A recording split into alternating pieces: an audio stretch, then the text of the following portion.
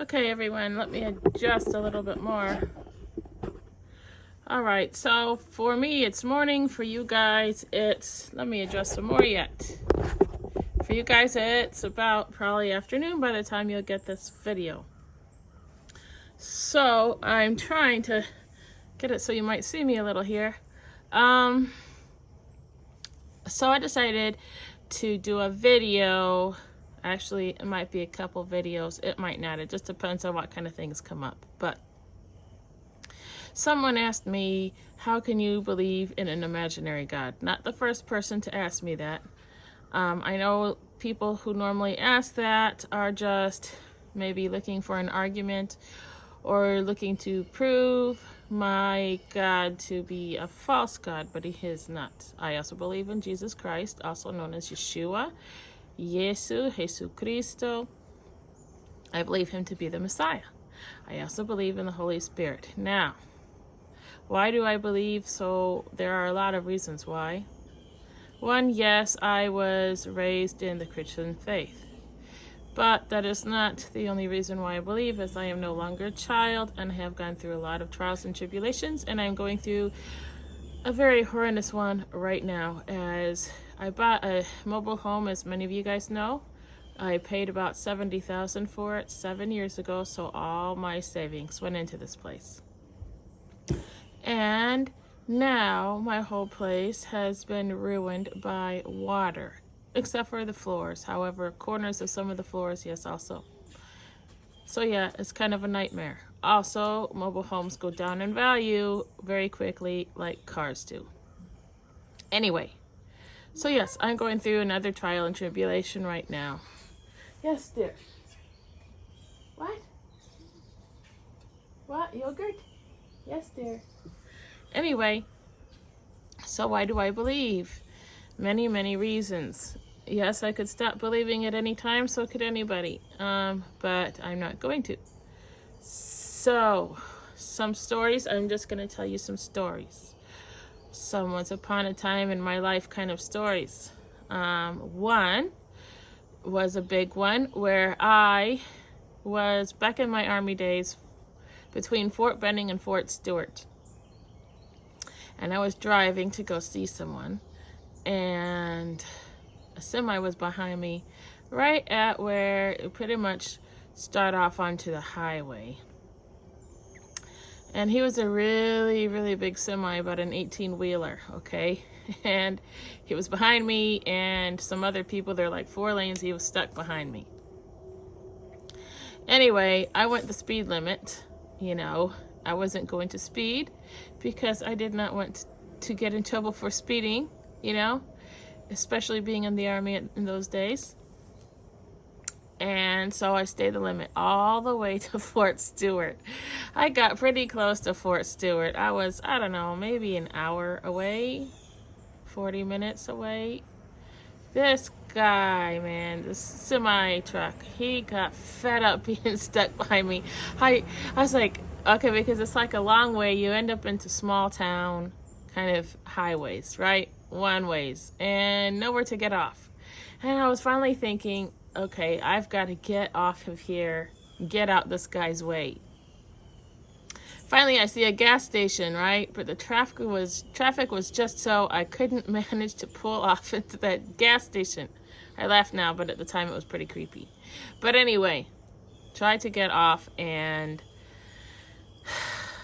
I couldn't. The light changed too quickly. I didn't have time to quite slow down and get out and find out where exactly the exit was for this gas station. And so I didn't. And that tractor trailer was mad. And he took off around me, hit my windshield, and my rear view mirror on my side, hit that and sent me spinning 4 ways left, 4 ways right.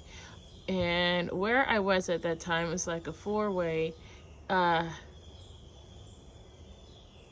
I don't remember if it was like, yeah, it was 4-way because it was 1 lane on my side anyway. 1 line going that way, 1 this way. Okay, so you got that way, this way, going that way, and that way. It was a T intersection. That guy sent me spinning like you wouldn't believe. All traffic, there was traffic on all sides, and everybody stopped. And luckily, I did not get harmed other than my mirror, which was messed up completely. And then these guys stopped behind me and, I don't know, talked to me, whatever, helped me fix the rear view so that I could continue on. And they told me that their brother had just had the same thing happen to him just a few days prior, only his car was totaled. So I believe that my angels saved me that day. And I do believe it was partially my fault because, had I just, I don't know, found some way to get out of his way sooner. So it wasn't exactly my fault, but I could have avoided it maybe. So that's one reason why. That may be to you like just a happenstance, but to me, that's a reason why. So another, actually coming to my mind for some reason is a smaller thing. But when I was in college, I went to Illinois College, and when I went there, I went to the swimming pool one day. I just decided, you know what, I'm just going to try to go swimming. So the floor was so wet between the changing room and the swimming pool. I slipped and I hit my head on the hard floor, and man, it hurt so bad. And the swimming guy, all he did is ask if I was okay. And, I was just thinking, yeah, if I say I'm not okay, I'm going to have to see a doctor that I have no money to pay. And so, I just tried to be cool and go into the pool, but I realized, man, my head freaking hurts and I cannot go on. So I got out and, but I went on my merry way, and really after the day I was okay. So is that another? I don't know, maybe. So another story I have is my third child. Let's start there. Third child, I hemorrhaged and I breastfed. So women, girls out there, seriously consider breastfeeding if your body is able. Do give it a try for a few days. With breastfeeding, I actually do recommend you use a bottle once in the morning and once in the evening if you can. I never did that, and I recommend it. Now, in any case, the suckling of the baby is a big part of what stopped my hemorrhaging. Also, the good doctor doing his part to stop my hemorrhaging, and I did not end up needing blood. Is that just a happenstance, or is it God? I believe it's God working in my favor. You can believe what you want on that also. Then my fourth child, I was carrying her really low, and her movements were just not so normal. More and more into my pregnancy, I was extremely uncomfortable trying to tell. And where I went to the hospital, they have midwives. You don't really have a choice. And those midwives put me off, and they put me off, and they put me off every single time. I told them, look, my baby's not really moving the way she should. Yes, she moves, but there's no kicking. There's no somersaulting in there. There's no punching. There's just, yes, I feel squirming, but I do not feel normal movement. Oh, every pregnancy is the same. Every pregnancy is the same. Ugh. Okay, this is baby number 4, okay? By the way, I'm not having any more children. But anyway. So, finally come to the point where my baby is going to be born. And, by the way, I recommend walking up and down stairs with help and assistance at your local hospital, because that will really help you. But anyway, so they got me in there, and got me ready. I waited a little while, not very long. And then the midwives checked me and said that they didn't feel her coming through yet. I had a little ways. Okay, I told her, she came back just a couple minutes later. I told her I felt the pressing down. I felt all the little signs that they tell you to look for. I felt all of them. And I said, I really believe she's coming through. Oh, no, we just checked you. Put me off. So then I reached down there myself and I felt her crowning. And so I buzzed the office. I told them that, and before and it took a couple of minutes. And my husband's like, "Should I go try to catch her?" I'm like, "I don't know. I don't want you to drop her, but maybe." And then the doctors come running in, and they couldn't believe it. And yeah, she could have slipped to the floor even, right? And then, as it turned out, my umbilical cord was about maybe 4 inches long, and 3 or 4, because it was pretty short. And the doctor was shocked. He said he'd never seen such a short umbilical cord. See, I could have gotten ripped inside, and she could have died in there, but she didn't. Act of God or happenstance? I believe it was an act of God. You guys decide. Now, going back on my 4th pregnancy, when I found out, okay, so one night I was having a little heart-to-heart woman to God talk with God. And I was telling him how I actually would like to have another child, okay? And so that's what I was telling him. And I told him, but I am afraid because of my last pregnancy and hemorrhaging. And also, every time I had a child, I would carry lower and lower. Really would carry lower and lower, and that's very difficult. You can't stand for very long, Not to mention, it's just uncomfortable being pregnant, but I just, I always carried them low, and I couldn't walk for long. Anyway, so I was telling God that, and Catholics, I'm not Catholic, but even so, especially with Catholics, with also other religions and faiths, believe that you're really not even supposed to protect yourself and keep yourself from getting pregnant. So that was in the back of my mind. I'm like, I really could be sinning, against nature and against God by trying to not get pregnant, right? That was my thought, because, hey, I'm married too, okay? And so I was thinking I could be going against nature here. And, but that's what I was telling God. I was telling God these things. I'm telling him how afraid I was. And I said, but, if you would to give me another child and tell me all would be well and that you would protect me and nothing bad would happen, then I would want to, and I would let myself become pregnant again. That night is when it happened, because condoms do break. I'll just say that. And that's what happened. Anyway, go to the doctor, all the dates match up, and yes, it was that night. And now she was born on the exact same day and month as my first girl. I believe that was God telling me, hey, yep, guess what? It's me, because I'm God the mathematician, and that's the way I let you know that for sure it was me, because I play with numbers. That's the way I believe God was telling me. She was even born almost to the hour that her sister was born. So, happenstance or God? I believe it was God. And I have one more little story.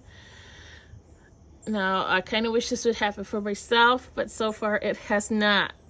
And anyways, how's it going to happen? It's a money story. So yeah, as you guys know, I need money for my house, but I'm not going to find money or be handed all the money I need. But this was a smaller amount that I needed. So I have a nephew. He's in Mexico, and he has an abscessed tooth. Okay. And not to mention that he had just been very ill. And I did not want him getting sick again, and I didn't want him to get sickness in his bloodstream from that tooth. He was telling his mother that it hurt, and it did smell bad. So I was worried. And as it is, the father of her child is here in the United States, and I don't know. They had a rift. He's not sending very much. He's got a lot to pay off here. He's sending money to buy a tractor there. Lots of things. Okay, so anyway, it's my nephew. And I'm like, I gotta help my nephew. And at that time, I really was low on money. okay, like I am now, but actually not quite as bad as I am now. Right now, I seriously I'm afraid to spend hardly anything, but at that time I did have a little extra, so I was gonna send $50, but really what she needed was $100. And I'm like, I really can't afford $100. I can't even really afford this 50 I'm sending. So I prayed to God that night about it, and I asked him that night, and I asked him the next day. Right before I left, I had to go to the store, and I asked him again, you know, I'm in prayer, praying about this problem. God, help me find money. I'm going to go out today. Maybe if you could help me find money, just dropped on the street somewhere. I need $50. I know it's a lot of money, but maybe, just maybe, Lord, if you could help me find $50 just thrown on the street somewhere, maybe in a parking lot, and I'll pick it up. It's a silly thing, I know, but I really wanted that $50 for my nephew. So we went shopping, and we went to about 3 stores to get everything we needed. You know, here it was around January, you guys know, when all this mess was starting in the first place. And I believe it was around January. Anyway, so I went to these 3 stores, and then I realized I forgot something. And I really needed the thing that I forgot. So I decided to go to one more store to go get that one thing I forgot. Went through the store, went through the cashing line. The lady behind me, she's telling me how beautiful and sweet and cute my children are. And so, you know, she's chatting with me a little bit, and I chatted with her a little bit about the story I told you guys about, my umbilical cord story, the birth date story. Okay, I told it pretty quick, but anyway, told her that in the checkout line. The cashier, he's sitting there telling me how beautiful my children are also, you know. So yeah, you get into talking with people sometimes. Then I leave the cash out line, and I'm on my way out, and I feel this presence behind me, running behind me, and before I know it, I feel somebody touching my shoulder. I turn around, and she says, "Hey, you know, I want to give you this for your kids, $50." The exact amount of money I was asking God for. $50 put right into my hand. I gave her a hug. I thanked her. I told her God would bless her. And then I started to think, this is what I was thinking, and I'm going to be honest. So then I was in my car, and I'm thinking, hey, I got this $50. I could keep my $50. I really need my $50. I really do need my money. I should just keep this $50 that she gave me and send my $50. And then I remembered, no. You asked God for that $50, and you told God you're going to send $50 so you complete the $100 that she really needs, because really it was going to cost $100 for her. And instead of leaving her on her toes to figure it out and scramble it together back home, I was like, yeah, you can't tell God you need something and then go back on your word when he provides what you asked for. So I was like, you know what? I'm going to go right now and send my $50 and the $50 the lady gave me before I end up having more stupid thoughts and sin against God. So I went and I sent all of it. Happenstance or God? I believe it's God. You can believe what you want. So anyway, those are some stories for you guys of why I believe in an imaginary God. I actually have more stories, very real stories, dream kind of stories, but to me they're very real. But we're at 18 minutes, so maybe tomorrow I'll tell you guys about a few dreams that, yes, dreams are just dreams, right? But there's a verse where it says that God speaks to you in dreams. So I'll start off my video with that verse so that you guys will believe me that God said that, because people are like, God didn't say that. Where is that in there? And there is a verse. Maybe you guys can go Google it yourselves. But I'm going to find it for you anyway. Again, I have it marked, and I'll share it with my next video. And I'll tell you about, they're not just spiritual kind of dreams like you normally hear about, you know, lights and collars and stuff. No, it's, me being given Bible verses and me looking them up in times of, in hard times, and seeing Jesus and him talking to me in hard times. But I'll go further into that in my next video. So, thank you for being with me, you guys who found me. And, Don't fall into the temptation of hating, even though there's a lot of stuff going on right now. Just remember that Satan is an angel of light. He can appear as an angel of light.